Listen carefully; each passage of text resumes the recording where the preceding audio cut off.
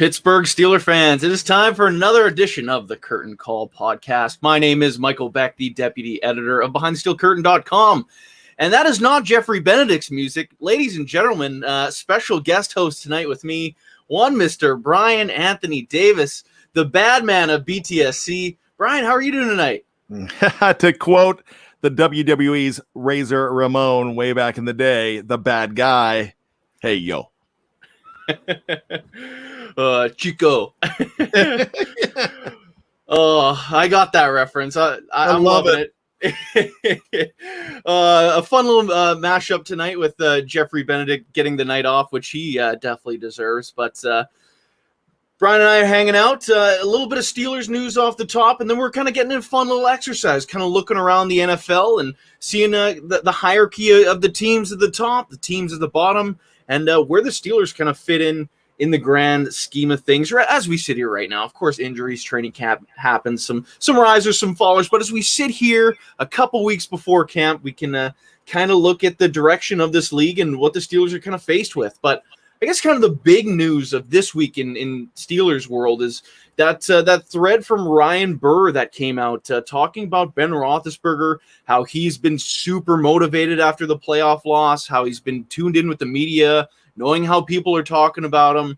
Also that his diet is supposedly better than that of Tom Brady, who by all accounts seems to have the best diet of any dude on the planet. It seems like the guy's eating avocado ice cream. So I can't compete with that personally, but apparently Ben Roethlisberger is.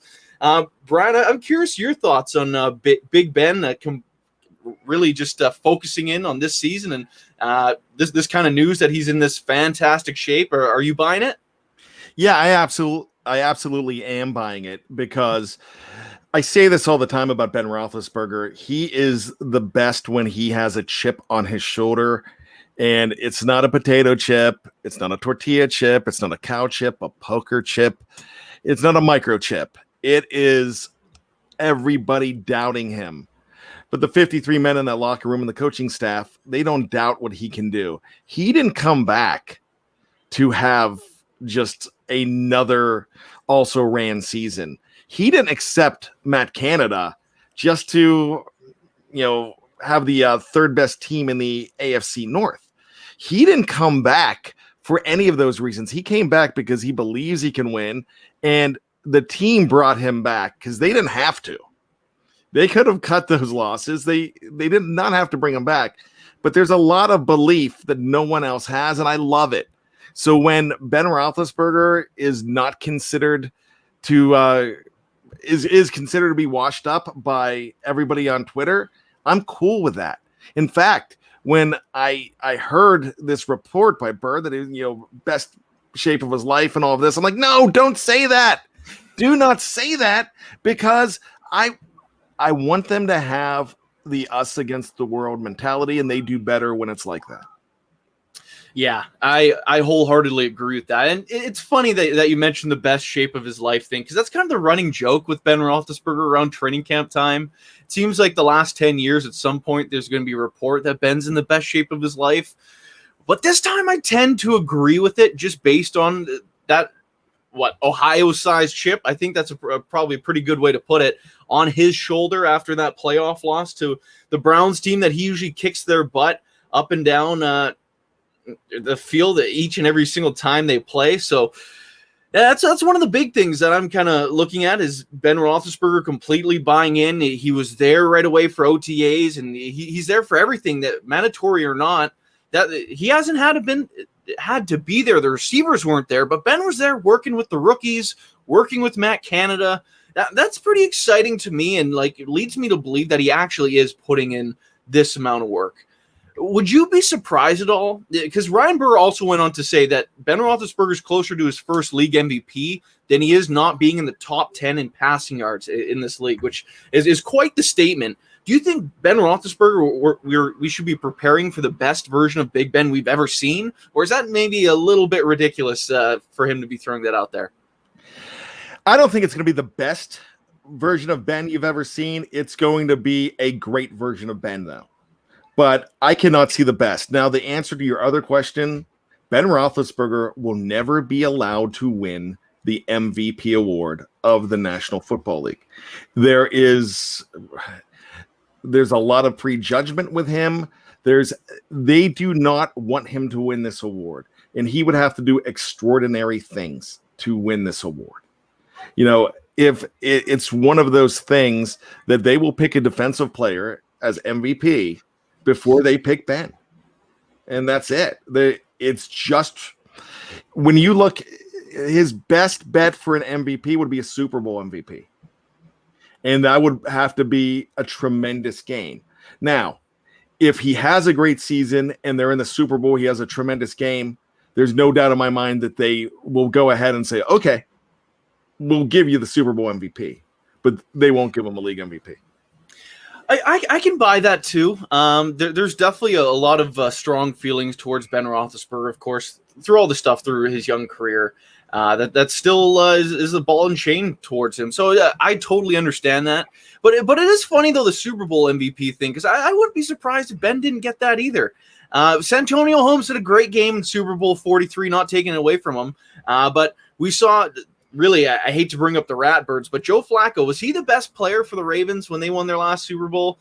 Heck no. I would argue Jacoby Jones with the 100-yard kick return touchdown and that a couple long bomb touchdowns. He was probably the best player in the game, but they still gave it to the quarterback. In a quarterback-driven league, Ben Roethlisberger had a really good game in Super Bowl 43, some redemption for him. Still doesn't get the sniff there. If the Steelers won it, I still wouldn't be surprised, even if Ben had a great game, if they handed it to someone else. Now, let me jump in on that, because I agree with you on that, but the reason I'm saying that, what will happen, and the pundits and the media, they change their mind, because what they'll do, like I said, they'll never give him the league MVP, but if he has a great year and then he backs it up in the Super Bowl, they'll sit back and go, all right, he defied the odds. And then they're like, we have to. And the quarterback usually gets the nod there. I would think, now, if he has a great game, but Najee Harris has 140 yards and 2 scores, or you've got Chase Claypool going off for 3 touchdowns, then they might look the other way. But all I'm saying is, if the planets align and that happens and he's great, they'll finally say, all right, Lifetime Achievement Award. We can't deny it.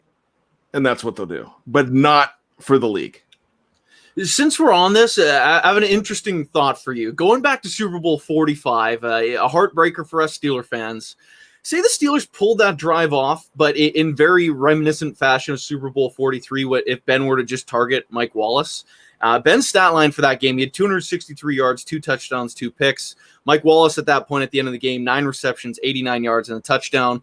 Say that last 60 yards is all thrown towards Mike Wallace. He ends the game with 140 yards, 2 touchdowns. Ben, 320 yards, 3 touchdown passes, 2 picks. Do you think they give it to Big Ben in Super Bowl 45? Does it go Mike Wallace's way? It goes to number 17. And the reason being, one, there's still enough of a bias against Ben there, but those 2 interceptions against 2 touchdowns with Mike Wallace, if that scenario plays off at 140 yards, yeah, at that point, you've got to do that. Santonio Holmes won that MVP award based on 1 drive, but he was spectacular in that drive. So that's really the way it would go there. Now, if something happens that Mendenhall does something great there too, doesn't fumble. Yeah.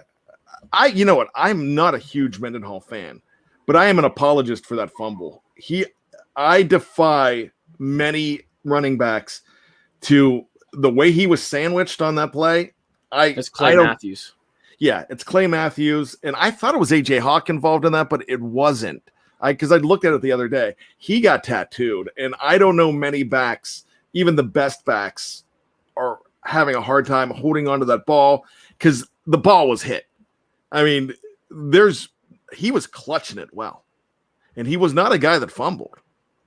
That was just $1 million hit.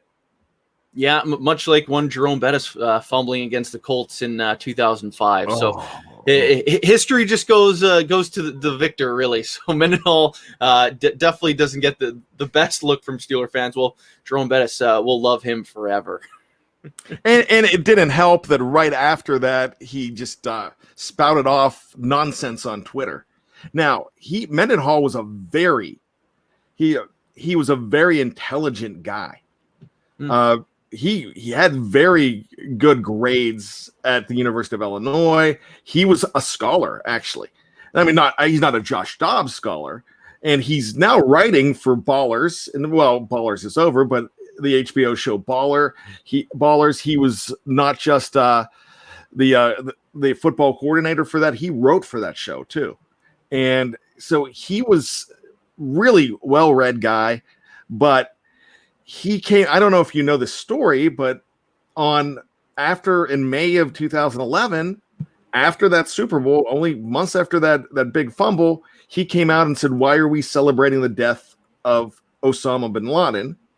And that was on Twitter. It was not meant to be anti-American, but it came out very non-patriotic and just the wrong move at that time. So he came out as un-American, and he said, "Look, I was just coming out. I'm just looking for a different point of view, and I'm thinking and I'm encouraging people to debate this because it is a human being." But he missed the mark on it completely. Yeah, fumbling in the Super Bowl and coming across as unpatriotic is not a good way to try to turn face, especially in this market. Yeah. The other bit of Steelers news that we should also bring up from today, really, Peter Schrager made an appearance on the Pat McAfee show, and he was also asked about the question about Ben Roethlisberger and being in great shape. And basically what he brought up was that the Steelers in general are a very hungry bunch. They're a team that's chomping at the bit. They were definitely bitten by that loss, and it's affected some guys in the locker room, and they want to come back hungrier than ever. Is that something that excites you, or are you liking that that's kind of the vibe in the Steelers locker room? Yeah, because I see that. That's something I really see with these guys. You know, you put aside the shenanigans that happen on TikTok and all of that stuff. They come across as a fun-loving, maybe an immature bunch, but that's not what happened. That's not what this team is. And a lot of Devin Bush's comments that came out about the TikTok situation was, don't group me in with those guys, and don't group the rest of the team in with these guys. So that's kind of what that was all about in my mind. And I just kind of feel that even the guys that do enjoy their branding and their TikToking, they're serious when they're on the football field. And sure, it could, the Corvette dance is back, I guess. That just came out the other day that Juju brought Corvette back. But when he's on the field, he's business. And I really feel guys like Kevin Dotson and, Najee, he just comes in and he brings in just a good culture coming from the University of Alabama. And he comes in with a work ethic like crazy, where the running backs coach has to tell him, "Hey, fella, it's time to go home." So there's a lot of pride on this team. And you're going to tell me that a guy like Cam Hayward and a guy like Joe Hayden and even Zach Banner, those guys Zach Banner's shown himself as a true leader on this team as well. So you're going to tell me that these guys aren't hungry? You're telling me that TJ's not hungry? They want to prove you. Stephon Tuitt? My goodness. They are chomping at the bit. And it really is pretty exciting to hear all these things coming out from this team. And I don't know how much of the curtain call you've been catching, Bryan, but one of the things that we've kind of learned about these draft picks in these past couple weeks of shows is that they all have these leadership qualities. They're either they're direct team captain or like they're the leader of their position group. And I know that's the way the Steelers have been kind of adding guys to this team for the last couple of years. It's been leader centric. Do you think that's something that's not talked about, like how much leadership qualities this team has, and if that can help this team achieve its ultimate goal of winning a title? It's not talked about, but that's absolutely how they draft. I think the last reach as far as character was in 2014 in the 4th round, which you absolutely have to make that reach for Martavis Bryant. And they really, I mean, if he stays clean, my gosh, could you imagine what we'd be talking about right now with this guy? But he's a risk that you take at number 4. There were people, I remember there were people in the Steeler media that were so upset that they did not pick him at number 3. They went with Dre Archer instead, which did not work out either. But they were just devastated because they're like, man, you missed out on a fantastic player. But he had character issues coming in, and they turned out to be true. I know your question wasn't about Martavis Bryant, but since then, they were looking at guys like Bud Dupree and, of course, TJ Watt. And you look at that draft, Juju is considered a high character guy too. I mean, he's fun loving, he's young, but I mean, when they drafted him, he's not at a party. He's on the beach, dancing on the beach with his family, and they're celebrating in the surf. That was beautiful. James Conner, the same thing in that draft. You could go with so many different players throughout the year that they looked at high character guys and they surpassed guys that were question marks. A big guy in 2018 that they were looking at was a possibility for the 1st round. Darius Geis. Darius Geis he ran into trouble with the Washington football team and in the league. Now they went with Terrell Edmonds. Terrell Edmonds, high character guy. Now people are going to say, well, you should have gone in the 3rd round, should have never taken him there. Yeah, that's fine. But they look at a certain intangible, and that's it. And it's character. And this team has a lot of leadership on it. The problem with the offense, though, is it's so young. And you just don't have the DeCastros anymore. And you even have a guy in Juju that's going to his 5th year that's younger than Deontay Johnson. You just don't, but if they gel and come together, if Zach Banner comes together, then he's going into his, 4th or 5th year now. But if Zach Banner comes together, then that's another guy that you did not expect, that you didn't even draft. He was a 4th rounder for another team, either the Colts or the Browns. I mixed that up. But if he comes together, you start having these guys that are showing that they're leaders on this team. There's a lot on defense. Yeah, it's not what you expect. One of the things I want to address in the comments here before we get on to the real theme of today's show is because once you mentioned Martavis Bryant, he did get suspended recently from the CFL, but being the resident Canadian, I do have the inside scoop on this. He isn't suspended for some nefarious act, had some visa problems. If you can't get to training camp, so the CFL doesn't have to release you from your contracts, you can be exposed to the other teams. They put you on the suspended list, so that way you're still on the roster. And if you can make it up to the country, then you'll get taken off the list. So really, the Martavis Bryant thing is kind of a non-story, but it is a story out there nonetheless. Past that, though, and today's real topic, getting into going around the NFL and figuring the Steelers standing in all of this. I know Bryan and I have kind of talked a little bit about breaking down some of the worst teams that we think might be picking at the top of the draft board this year, going back from number 5 to number 1, who we think the 5 worst teams in football will be. Bryan, do you have that ready to go with your number 5 team? Yes, I do. And I have a feeling it's the same team as yours. The way we were talking beforehand, this does hinge on your quarterback and whether they're playing, but it just, even if he plays, this team is dilapidated, and it's Bill O'Brien just did them wrong. He just completely screwed up that franchise, and it's the Houston Texans. Yeah, I completely agree with you on that one.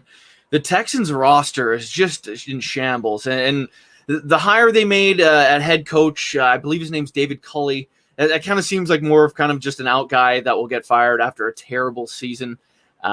Signing a half dozen running backs, drafting them, none of their moves made a lot of sense.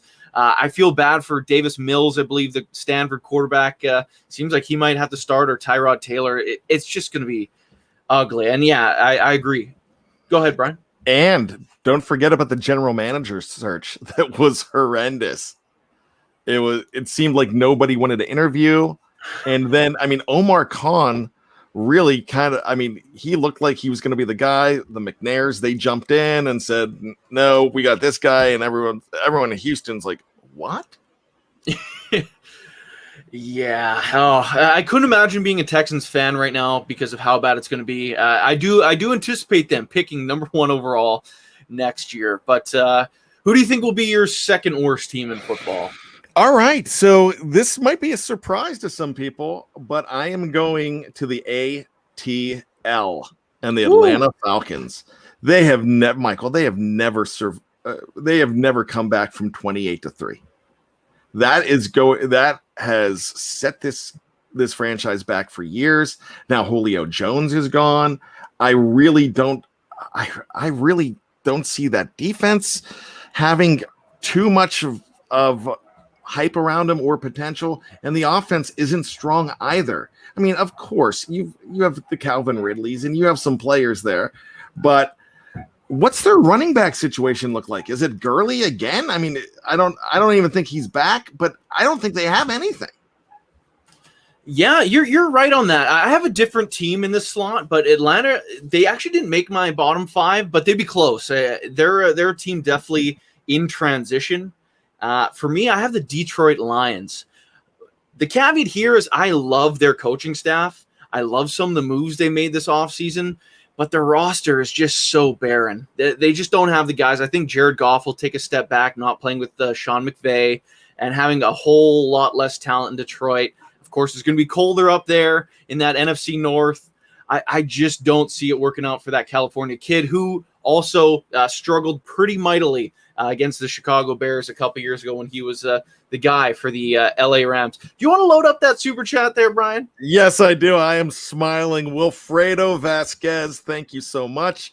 Recognizing bad company. And that's something, hashtag bad company. Look, my Tales from 2 a.m. guys and gals, they were like, hey, the Ride or Die crew, that's a great show. Let's Ride's awesome. But why do they have a crew? And why can't we have a crew? And I'm like, well, we can't call it crew. So we thought of some names, the bad guys, and but then we came up with hashtag bad company, and it's sticking. It's not quite Ride or Die yet. It's not hashtag Ride or Die, but it's coming.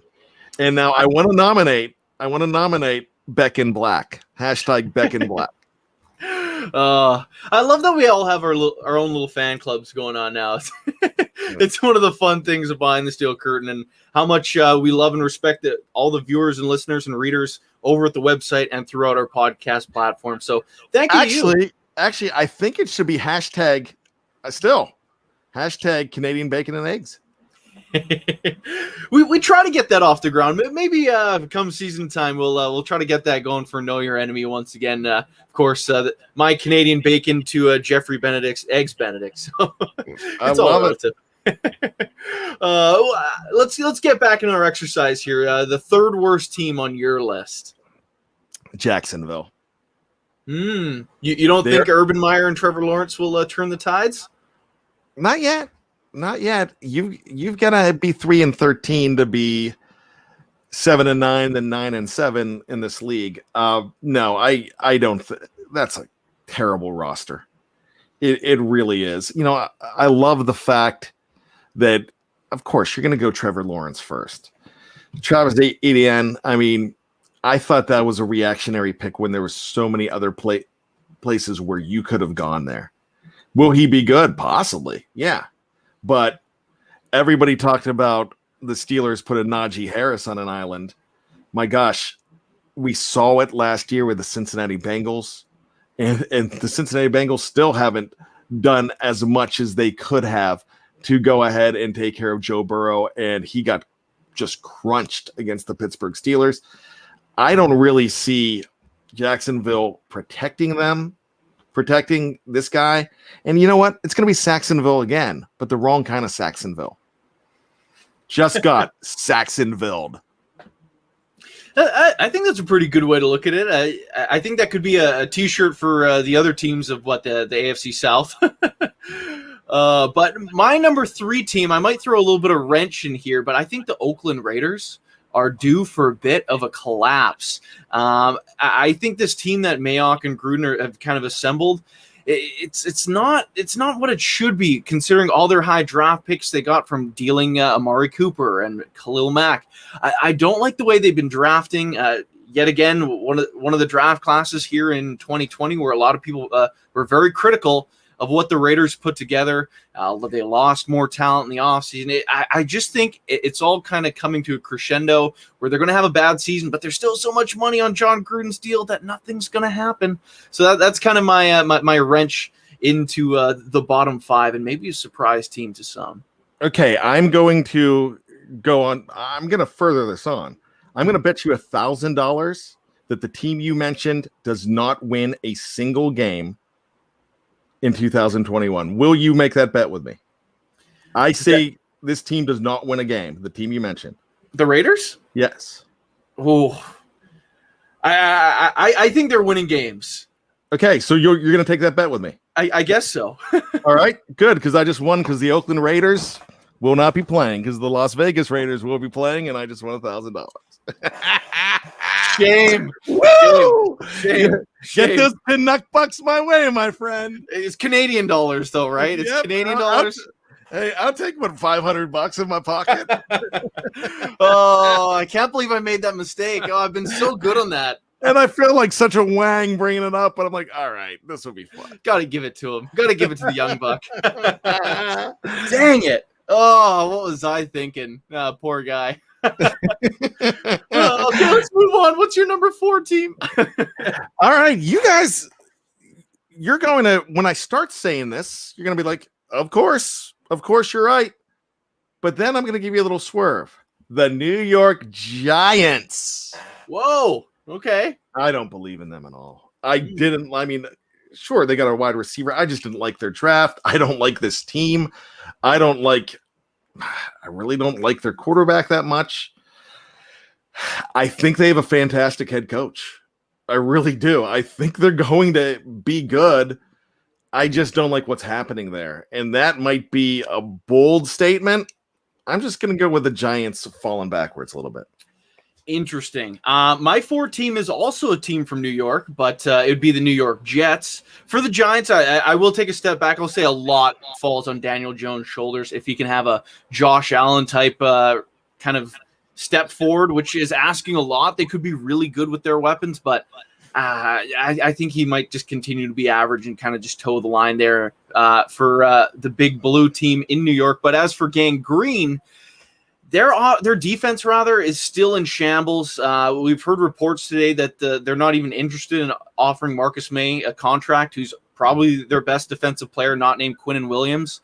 I do not understand what they're doing with this roster rebuild. I love their offensive line they put together. Zach Wilson should have a decent little year for himself because of it. I still don't love their running backs or their receivers, but that's my number 4 team. As an ambulance drives by, I'm sure you hear that siren. I apologize for that, but what are you seeing there at number 5? I'm going to agree with Wes, not as far as going 10-7, but Wes says, I think the Jets are going to be good. But what I'm going to say, as I pull up the wrong one, so maybe I should just not pull anything up here. I don't think the Jets are going to be amazing. 10-7's bold. I'm going to go ahead and put them as my number 5 team here. They are not going to be as horrible as everybody thinks.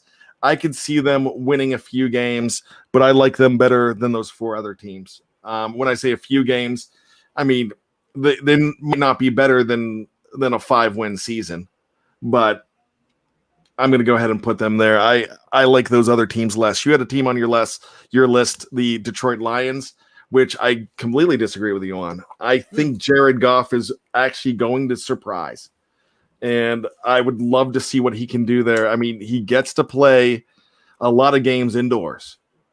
And when you think about that, and I'm not sure where the other games on the schedule in the NFC North are. But he will get an opportunity to play maybe Green Bay, or one of those teams in September. Things can happen. And if Green Bay if something happens that they don't have number 12 there in Green Bay, then that's a completely different story up in Wisconsin. So I'm going to go ahead and say that, I'm going to take them off your list if we had a chance to take one off. And I'm going to give you an opportunity to take somebody off my list too, since I just did that.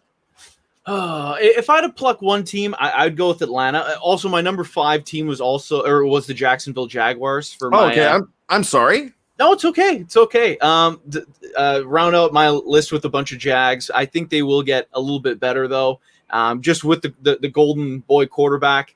I don't love the way they built their roster either. There's some confusing moves, but I guess they kind of completely got to rebuild the culture. We'll see how that goes. I'm not sure if Urban Meyer was the right guy, but as for pulling a team off your list, I think Atlanta will be close to being one of the worst teams in football, but I just don't think that they'll be that far down. Matt Ryan still has some stuff to prove. I like their head coaching hire, the former offensive coordinator out of Tennessee, whose name is escaping me right now, but I still think they have some pieces, but it won't be enough for them to be really competitive, but I think they'll be outside of the bottom 5.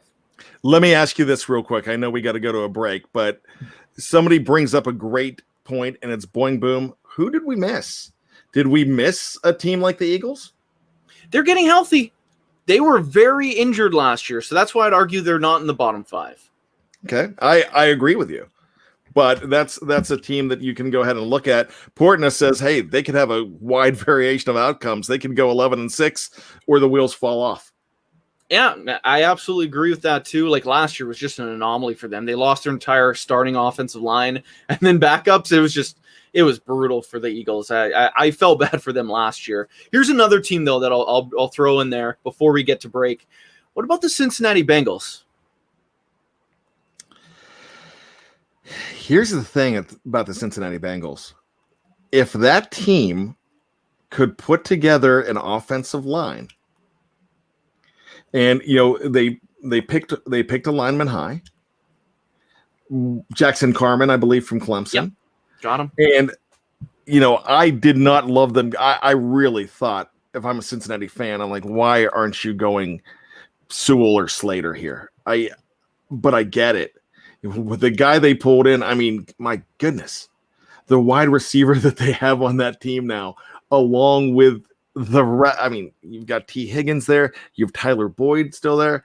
They are going to have some firepower. If they find a way to protect him with that backfield, that's going to be a decent offense, and they're going to win some games. Are they going to be great? No. Could they be a 7-win team? Yeah, they really could. They have some games that they could win. So, and the defense they're bringing in some free agents. Hendrickson, I mean, somebody told me he was trash the other day, but 15 sacks don't completely lie. 15 sacks with the New Orleans Saints.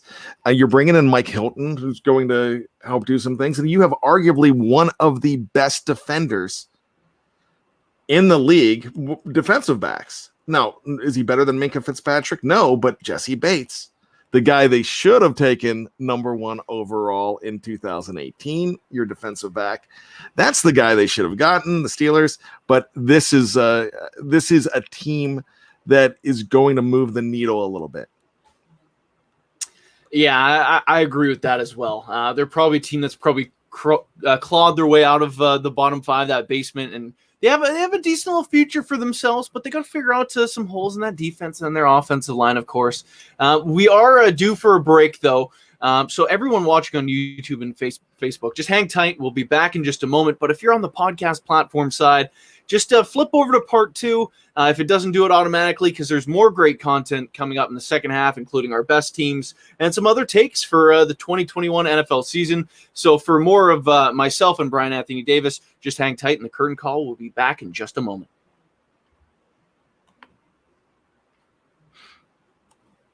Alrighty, Pittsburgh Steelers fans, it is time for the second half of the Curtain Call podcast. Once again, my name is Michael Beck, and I'm joined as Well, for once, I guess this is the new dynamic duo for this one-off Wednesday night. One Mr. Bryan Anthony Davis. Bryan, how are you enjoying being on Wednesday nights? I'm so glad to be back on a show with you, Michael. We did a few shows together back in 2020 when we were figuring some things out on the podcast side, and it was a blast. And I'm really glad to be back here. And I know it's a pleasure for you because you finally get to talk to somebody with hair. Oh, I hope Jeffrey's watching right now somewhere. I do too. I love Jeffrey. Oh, that's good stuff. If not, I'll have to crop it and just send it to him to make sure he doesn't get that little clip. Good stuff. Good stuff. Getting back on tracks with the Steelers talk, in the first half of the show, we kind of rattled off the teams that we think will be the 5 worst teams in the NFL this year. Of course, there'll be some stuff that throws wrenches in all those plans, but to start things off for the second half of the show, why don't we break down the 5 teams that we think will be the best of the best in the NFL, at least in the regular season. Anything can happen in the playoffs, but Bryan, do you want to start us off with the team you think will be number 1 in those power rankings come the end of January or the beginning of January?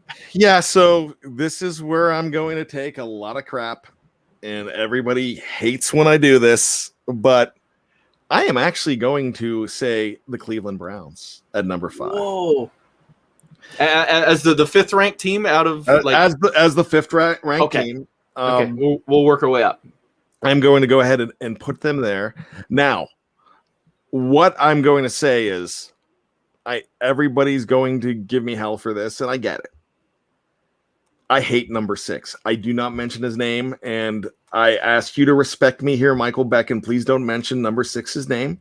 He's number 6, and that's it. If we give him the Voldemort treatment. Yes. If we can call AB Mr. 3rd and 5th for all those years, we can call this jackwagon number 6. Can't stand him. I will not even buy. I can't remember what insurance company he shills for, but we had that, and we could have saved money with it. I told the wife, get rid of it. This guy's an ass. Oh, excuse me. I'm the podcast producer, and you're the big PP. You make all the rules, right? We're still going with that. I stopped. I didn't add on to the end, so I'm okay. I don't have to lose YouTube money from that. But I've got to call this defense pretty special. This is a pretty special defense. They're a middle linebacker away from being great, but that defensive backfield, it's pretty nice. You just brought John Johnson the third in there. You've got Denzel Ward. You've got some players on this team. You're getting a guy back that had no impact last year in Grant Delpit. Yeah. A lot of people forget about that guy. And then, I mean, look at everything else you have on this team. You have Greg Newsome as well. You brought JOK in, and these are just guys that aren't expected to do too much this year. On the offensive side, you've got a two-headed running attack.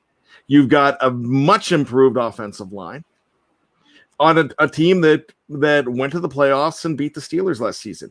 Do I want to see this? Do I want to see those receivers? I don't want to see OBJ and Jarvis Landry do anything, because I think Jarvis Landry's fantastic, but he is turning into one of those guys that you're going to hate more and more. He is one of those guys that he's in number 6 land. Maybe we just start calling him number 80.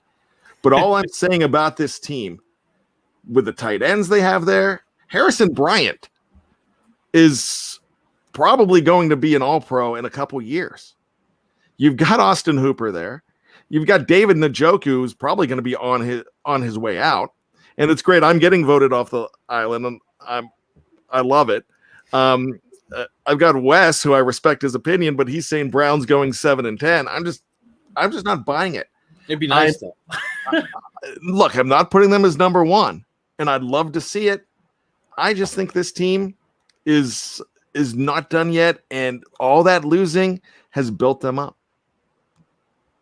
Yeah, for this exercise, I kept them out of my top 5, but I do agree with what you're saying. There is some people in the analytics community that are suggesting that the Browns defense really didn't get much better from last year, despite the big names they added, which is something pretty interesting to me. Take it with a grain of salt, because analytics to me is just part of the puzzle, not the puzzle itself.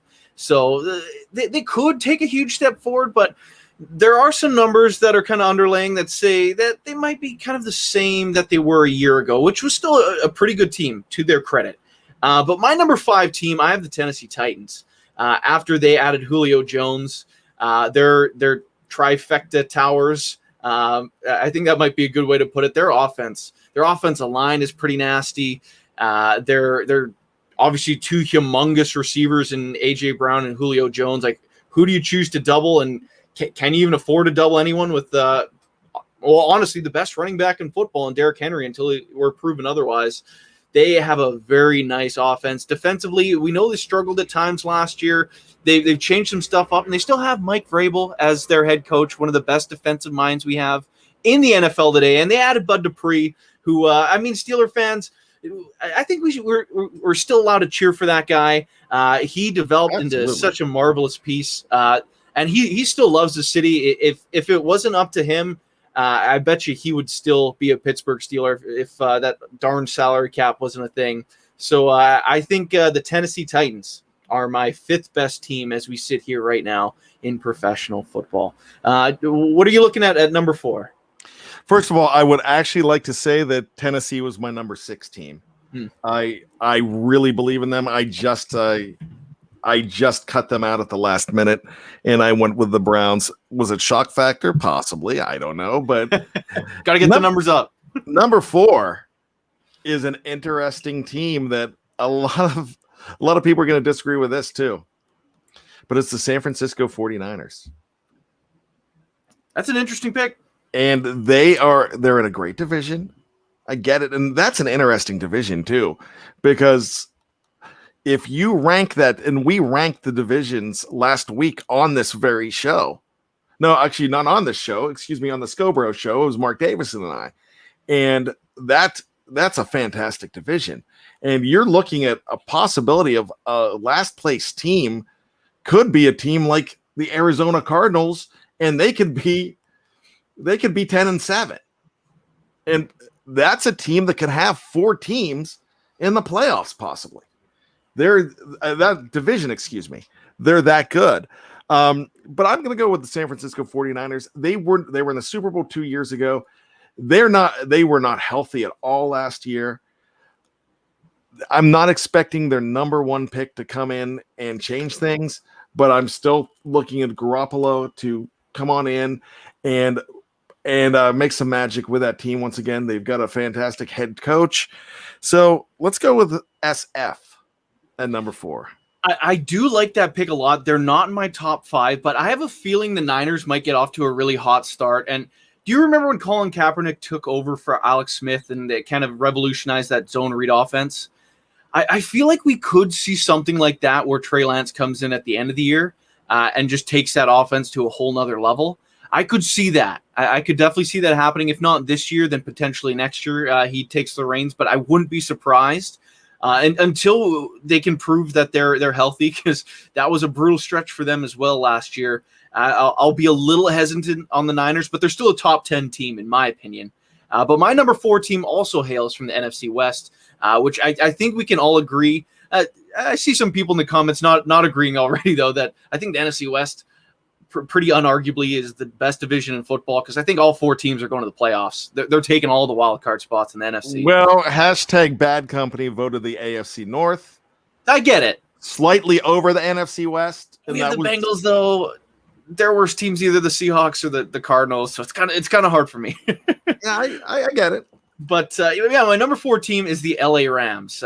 Adding Matthew Stafford. Some people, it's weird. It's kind of a polarizing topic this offseason, rather if he's overrated or underrated. It seems like there's a lot of question marks still surrounding him. I think he just gives that team all that more juice, gives Sean McVay the guy they absolutely wanted. I am really excited to see what this Rams team can do in SoFi Stadium, loaded up with people. Those receivers, that quarterback, offensive line, defense, they arguably have the best player in football in Aaron Donald. They arguably have the best defensive back in Jalen Ramsey. You go through their defense, you could make an argument that they're the best defense in football with this great new offense, this new quarterback, this offensive-minded head coach. It's a good time to be a Rams fan, and with the Super Bowl being in LA, perhaps we could see one of the teams once again representing its city in the Super Bowl out of the NFC. That's the team I'm kind of looking at. But their offensive skill positions, besides the quarterback, I mean, are they that special? I mean, Cam Akers, are we ready to say that Cam Akers is the guy? The wide receivers as well? I like their wide receivers, though. I think Robert Woods is pretty underrated. Cooper Kupp, he's had some stretches where he's been like one of the best receivers in football. And then they still have Deshaun Jackson, too, who will take the top off the offense. All these guys are burners. I think Josh Reynolds is the other name. He's had some moments of brilliance. I like their receivers. I think they have sneaky good receivers. Okay. What are you looking at as your number 3 team? All right, so my number 3 team, I am going to go with the Tampa Bay Buccaneers. Everybody is looking for them to repeat. Everybody's looking to crown them. It was a team that got hot. And they've done some pretty good things even after the Super Bowl. But I just don't think that this is a team that is going to repeat as Super Bowl champions. Could they be in the NFC Championship game? Absolutely, they could. But that's a good defense, but they gelled at the right time. There was no time in the regular season in 2020 that anybody said that this is the best team in the National Football League. And there wasn't. And I defy you to say that they were, because when they ended up playing Kansas City in the regular season, it was close at some points, but that game was never really in doubt. Now, it turned around. It was a fantastically coached game on defense in that Super Bowl. I just don't think they are the team that we saw celebrate in February in Tampa in their home stadium, and that goes a long way too. Even though they were the visitors in their home stadium, I think that goes a long way. And I got to tell you, I can't hack another. If I have to hear the phrase Tampa Bay once again, the Lightning killed me. I rooted for the Canadians. Woo! Yeah. Habs all the way. And I was like, oh, goodness gracious. I can't stand the Tampa Bay thing. Maybe this is just sour grapes on Bad's part, but I'm going to give them the respect they deserve. But number 3. And I wholeheartedly agree with you. Tampa Bay is also my number 3 team. But again, I think they're another year older. I'm not sure if they're going to be the team that repeats for the first time since the Patriots all that time ago now. They are still one heck of a roster, returning all their starters. So you can't deny the Super Bowl champions a spot in this top 5. So really top 3, I think, is more than fair for basically everything you said, and it's the same roster. They're the same team. They had a pretty good draft for themselves. They're deeper. Well, they're one of the deepest teams in football to begin with, but they're even deeper now. So I think number 3 being Tampa Bay is a pretty fair mix there. But so what are you looking at number 2? All right. I switched this at the last moment. Oh, okay. And I switched number 1 and number 2. And I'm going with the team with the most insane fans in the National Football League. These are the fans that make me absolutely hate this team. Our top 3 is identical. when you jump off of a recreational vehicle and this guy has had some crazy times back in the 80s and 90s, mostly the 90s, had some crazy times. But when you jump off an RV into a flaming table and knock over women and children and wear lucha libre masks and call yourself Bills Mafia, you're absolutely insane. The Buffalo Bills are a fantastic team. And there is a part of me that was going, I could put them at number 1, but I can't. And it has nothing to do with the team. It has nothing to do with the fans. It has everything to do with who I'm putting ahead of them. but the Buffalo Bills are a very good football team. Top to bottom, there's not a lot of holes. I think this core, also my number 2 team is the Buffalo Bills, but I think this core of the Bills will be the first Bills team to hoist a Lombardi. I think they've done a great job of building this team. If it's not this year or next year, I think within the next 5 years, we'll see a Bills team hoist a trophy. It just seems like they've done it the right way, be it what their fans are, how they'll ruthlessly attack you on social media if they don't like what you have to say. But I think that they've done it the right way. They've built a fantastic team for themselves. They drafted most of it, made some savvy trades, some good free agent decisions. I like how the Bills have put this together. They're number 2. Can they supplant the team at number 1, though, Brian? No. Okay. It's as simple as the Kansas City Chiefs went out and got stronger. They completely revamped that offensive line, which was an overreaction because of the Super Bowl. Absolutely not. They had to fix that, and that was the weakness on that team. There are not many weaknesses on that team. Now, you can say that their defense is not great. They still have some core players in the right spot that are really good. You've got your nose tackle. Chris is just absolutely fantastic. Then Tyrann Mathieu, the Honey Badger. He is a defensive player of the year candidate, actually. Believe it or not.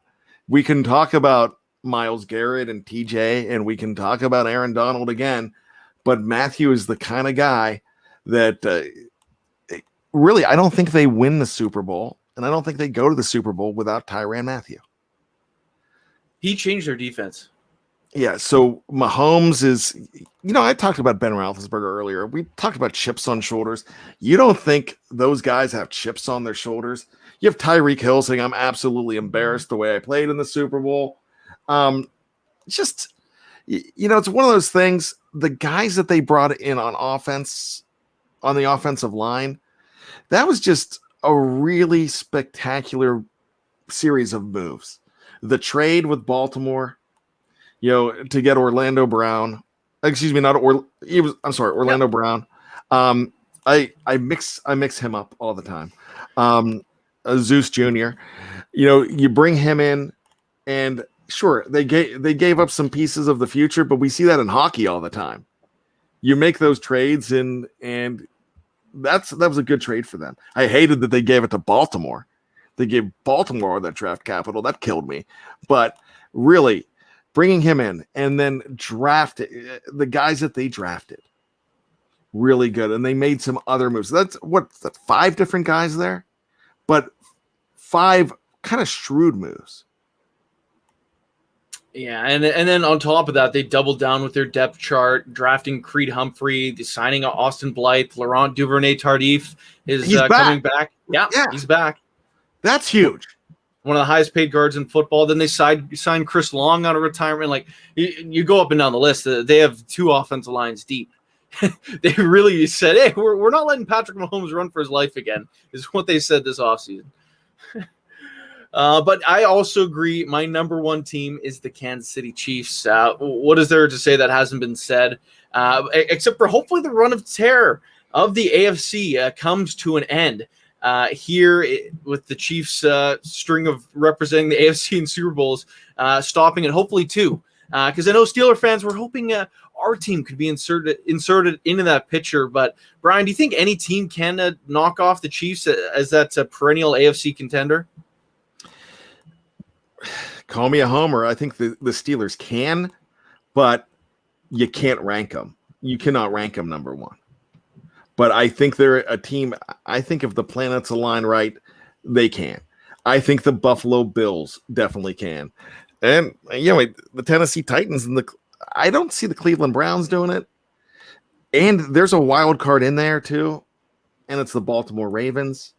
They're a team that can. I was dangerously close to putting the Ravens at number 5 as well as the Titans instead of Cleveland. But it's a really good division. It's a really good conference. And it's going to be interesting because there are better teams in that conference than you would actually think. I'm going to throw out two other teams, not to knock this team off, but to give them some problems in the division. Now, you rated the Raiders low, not as low as I rated them. I would still rate them low, but the Chargers, especially, I love that team too, for what they've been doing, how they're building that team. Herbert is a future star. Plays in one of my favorite cities outside of Pittsburgh. I love Los Angeles. I love their number one pick. I mean, they got to steal a Slater. The only Slater that this guy is not as good as is AC Slater. Yeah. So, just remember that. And hey, remember AC Slater. That's going to have something to do with BTSC in the future. I'm just going to say that in a roundabout way. In some Mario Lopez collab. Yeah. Yeah. No, we're not getting Mario, but just wait and see. But all I'm saying is I love that team. And here's a team that I really like that everybody's going to laugh me off of this show, but I like the Denver Broncos making a jump this year. I mean, definitely in contention. But my gosh, what did he have to deal with? The defense was a mess, ravaged by injuries. Then he lost Cortland Sutton in week 2. He came out in week 2. My gosh, this team, Thanksgiving weekend, took on the New Orleans Saints with a guy from Wake Forest that was a running back off of the practice squad. That's crazy to me. Now, are they going to knock off the Kansas City Chiefs? Maybe in one game. Maybe they could beat them one game. They're not going to win the division, but that's a division that is announcing themselves as an up-and-coming division. They're definitely in the top 4 in the entire National Football League when you talk about divisions. I could honestly, we ranked them, Bad Company ranked them as number 3 on that show we did last week. So you gave us a couple underrated teams. I'm curious who you think are the most overrated teams, not just in the AFC, but across the NFL. Who do you say at this point is getting a little bit too much love? Gosh, I really wasn't prepared for that one. So I will go ahead and I will take one of your teams, and I will say the Los Angeles Rams would be one team that I think is slightly overrated. Could I even dare to say that Tampa might be a little overrated because a lot of people have them ranked at number 1 and repeating? Now, I just put them in my top 5, but I can go ahead and put them there. A lot of people are asking me to say that Cleveland is overrated. I'm not ready to say that yet, but you could possibly say that. And I'm going to go ahead and say the Indianapolis Colts are overrated. Yeah, I tend to agree with that. Like, we got to see what Carson Wentz can do until I want to buy in on that team. So it'll be interesting to see what the Colts can do. Another name I want to throw out there, maybe the Seattle Seahawks. Yes. Pacific Northwest, they get a lot of love up here, a lot of love. And I hear it all the time, but I wouldn't be surprised if they were the 4th team in the NFC West. Russell Wilson, again, will be running for his life. There was some drama to start the offseason. Could it come back if he starts getting hit more? He's got Nick Bosa to deal with, Aaron Donald, J.J. Watt, Chandler Jones. You just go on and on. This division is very good, especially in the defensive side of the football. And the Seahawks don't have a great offensive line. So I think the Seahawks could be a team to throw out there. You know what? I got to say this. I don't want to rip on anybody too much, but did Wilbar just LOL me? Uh-oh. On the Colts? I just got LOL'd by Wilbar? How about that? Wow. Let's just see. Let's just see what happens there, young Andy. There you go. Wes is agreeing with me on the Colts, and Andrew's LOLing me. That's kind of rude. That's okay. I get it though. Like the Colts could be good. They're another team with a ton of question marks. But one other thing that I really did want to get in before we run out of time tonight. the Texans specifically, we're both in agreement that they're probably the worst team in football as we sit here right now. This is a 17-game regular season. Could we see the first inaugural year of 17 games, a team going winless, 0-17? Is that possible? Have they made the wrong moves to that degree that they could go 0-17? You know what? I'm going to say no. They could be a 1-16 team. Blind squirrels always seem to find a nut, and it's really hard. Now, back in the day, I don't know if you've ever, I'm sure you've heard of him, but one of his big things back in the day was Jim Rome. When he would cheer, and he would berate a team for screwing up and not going 0-16.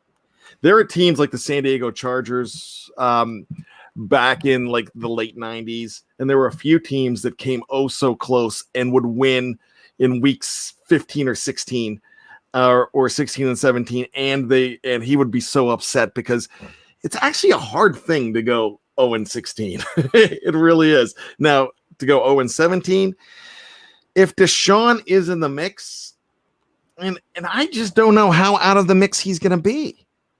They've made some crazy moves, but I just... It really sounds like he's not playing. Whether or not it's up to him, but even if it was up to him, I don't know if he's playing this year. If the over and under is 2, I'm taking the under. But I still don't think 0. Or let's say the over and under. If the over and under was 3, I'm definitely taking the under. I could see him possibly eking out 2 games. But sun shines on a dog's butt every once in a while, my friend. There you go. And on that note, I think we should do our classic wrap up here. Bryan, I know we got some new and exciting podcasts joining the fold. You want to plug what's going on for the people? Yeah. So here's the deal. If you guys are not checking out the audio only side, you're missing out. There's so much that you are missing. Look, these shows on YouTube are great. And we do rerun them on the audio only show. And here's the thing. Do you want to be driving down the road, looking at these 2 faces and say, my gosh, those are handsome young men. And well, I'm almost 50, but man, those guys are like, it's like the Backstreet Boys and then NSYNC 40 years later. But when that happens, do you want to risk a ticket or wrecking because you're looking at these faces? No, you got to check out the audio only side. No, I digress. I'm just fooling around. I look at myself in the mirror and I'm like, God, good Lord, how'd that woman marry me? But all I'm saying is that there is so much more than what's on the YouTube. Yeah. There's so much more that we have on the YouTube network. Now, on these YouTube and Facebook shows, we are going to continue to run them, but we're going to run them a lot earlier on the audio only side. We're going to run them now at midnight. So this show, not yet, but when the season starts, this show, it's going to be a lot more fresh when you get it on the audio only side. You're still going to have the 5 great shows that you get at 5 a.m. It's going to continue to be Let's Ride, Live Mike, Let's Ride, Stacky, and Let's Ride. I wanted to call it the Scobro Show, but the original name. so Stat Geek, yeah. And we're going to have the 5 a.m. show that's going to be back on Saturday is the Steelers pregame show. Here we go, the Steelers pregame show with myself and the great KT Smith. Great analysis from that guy. Then at noon, you're going to get more new shows. On Monday, now when the season starts, Monday, you're going to get Let's Ride on Monday. And the reason you're going to get Monday at noon, Let's Ride, is because in the regular season, we're going to have a lot of carryover from the Steelers pregame show. We're going to continue to run that. That gets a lot of attention because it is immediate reaction from the game. On Tuesday, the man that I tell you what, I think is absolutely fantastic, and I'm subbing in for him tonight, and I'm hoping I'm doing a great job, but I had a chance to talk to Jeffrey Benedict, and I said, Jeffrey, it's time you have your own solo show because you deserve it. You've earned it. And he's doing a show called On the Steelers Cutting Room Floor. It's going to be a film study, an audio film study, because when you listen to the analysts on the radio, they're saying what a player's assignment was. And nobody does that better than Jeffrey Benedict. And I can't wait for that show. It's going to be very good. On Wednesdays, we're going to have a brand new show. A guy from hashtag Ride or Die, Jeremy Betts. Now, he shows up a lot on the live Let's Ride when Jeff Hartman does that on Wednesdays. And so you're going to hear from Mr. Betts with a fantasy football fix. And it's going to be the Steelers fantasy football fix, but he's not going to just cover traditional. He's going to cover daily fantasy. He's going to cover the Steelers in fantasy, the Steelers opponents. It is going to be a show that a lot of people are asking for, and we're getting it, and I can't wait. On Thursday, this is going to be a show that you are used to and a show that you love. A lot of people love the guys down under. And Matty Peveril is a guy who has been doing a show. It started out as the Cap Room.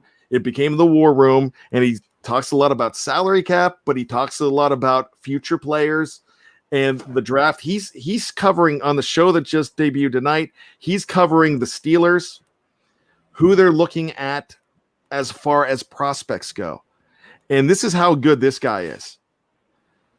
A day before the draft, he extensively covered Kendrick Green as possibly going to the Steelers. And not a lot of people were doing that. So I got to tell you, that is a show you want to check out. Then the show that you are not going to want to miss on Fridays. This is going to be one of the most unique shows on our entire network. It's going to be called What Yin's Talking About. And it is going to be something that Michael and I are going to, this might be a little bit of an inside joke, but it's not, but it's going to cover a lot of people that cover the Steelers on social media. And there's been a lot of social media in Pittsburgh social media. There's been a lot of yapping back and forth. And spicy these days. In the last couple of weeks. And I'm going to say so, but they are going to take it. It's going to be more character driven. And it's going to be two guys, definite Yinzers. These characters are going to be definite Yinzers. And they are going to be talking about what's going on that week and what everybody's talking about on Pittsburgh social media. It is going to be great. This is a gentleman named Kyle Kreis, and he's bringing a partner in on this. And I have not met him as of yet, and I can't wait to get a chance to talk to him as well. But they're going to be doing characters on this show that are longtime Steeler fans, and he hails from Uniontown, but he's now in Los Angeles. He is a stand-up comedian. Check him out on Spotify. He's got 2 comedy albums. Funny guy. And I told Michael today, I want to fire him already because he's already funnier than me. And I just can't. It's tough for me to share that spotlight. I might not be funny at all.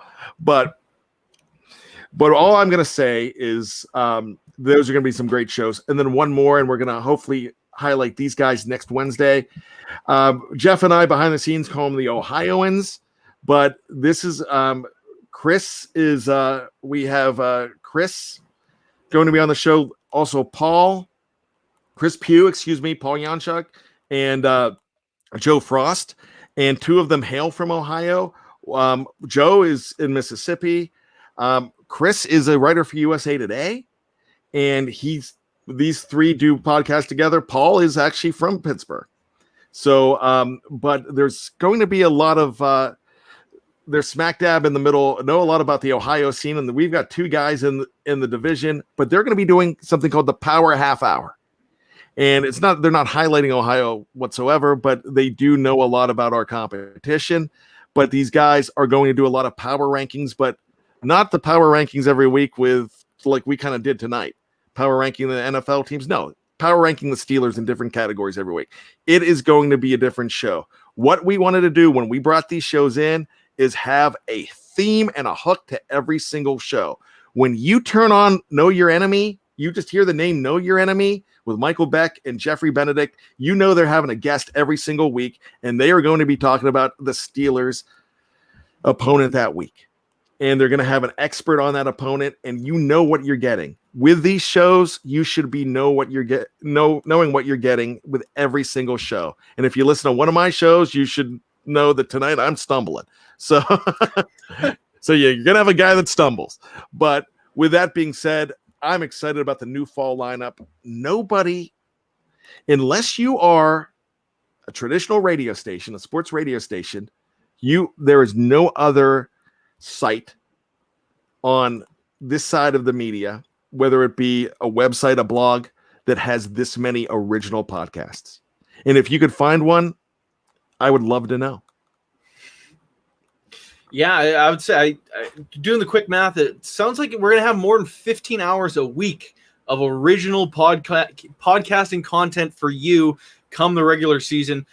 There's no place you want rather be than Behind the Steel Curtain and BehindTheSteelCurtain.com.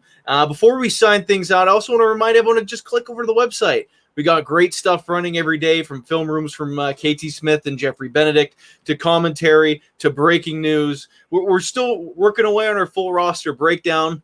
Both myself and Dave Schofield have been plugging away on that. So that's nearing its conclusion. So make sure you're also checking those out. There's just tons of content on the website, the podcast platform, and it's only going to grow. So thank you to you, the listener and the viewer. And before we head out, Brian does want to add something here. Happy birthday, Kathy. Happy birthday, Andrew. I hope I didn't miss anybody, but we've got some birthdays, some big Bad Company birthdays, and just big BTSC family members for all of our shows. So, have a great day and happy birthday. And thanks for sharing that news with us. Absolutely. There's no better note to end on than that one. So for myself and my co-host tonight, Mr. Brian Anthony Davis, thank you for tuning in, and we'll catch you guys next week.